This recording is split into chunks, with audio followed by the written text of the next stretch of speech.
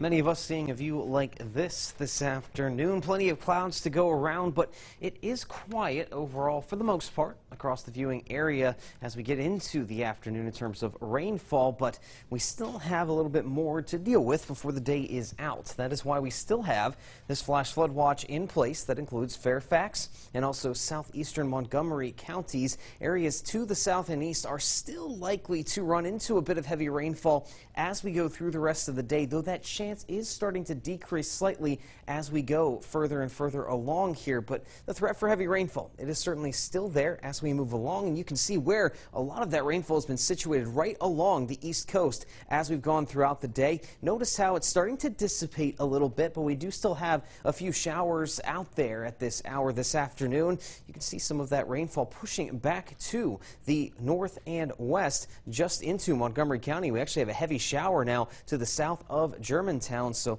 like I mentioned, the rainfall is not done with us quite yet. It won't be until we see that cold front to our west sweep through. And there's a look again at the rainfall totals. Plenty of rain across southern Maryland. And of course, we had that heavier shower over near Winchester early this morning. Thankfully enough, things have been quiet out that direction so far again here into the early afternoon. So the threat for heavy rainfall is lower and mainly now to the south and east of the viewing area overall, but it's not zero. We could still have a few slow moving showers and storms cause some issues later on. Clouds are going to linger around into our Friday, though we are going to dry out, and then we won't really clear the clouds and the precipitation completely out of here until Sunday when a stronger cold front passes through the region. So check it out here this afternoon. Again, we're going to have those showers back building near the D.C. metro here into the early afternoon. That front will also then be approaching from our west as that occurs. So notice across the heart of the four-state region, it's going to be relatively dry. We'll have those scattered showers and storms, but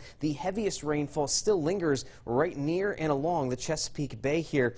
But by the time we get into the overnight hours, any of that activity starts to finally wind down into the early morning hours. And then as we go into your Friday, we're talking about lots of clouds, but it looks like mainly dry conditions outside of a stray shower down into northern Virginia. So we at least do start to dry out as we go into the final day of the week tomorrow. But we, of course, still are going to be dealing with that rainfall later. And like I said, locally heavy amounts are still certainly possible as we move along here through the rest of your Thursday. So we'll just have to keep an eye out to where those storms set up. And especially if it's an area that's already seen a lot of rainfall today, then we will have to watch out for those flood concerns. But again, once we go through your Friday and Saturday, it's going to be cloudy but cooler. We'll have the rain and storms around and possible on Sunday.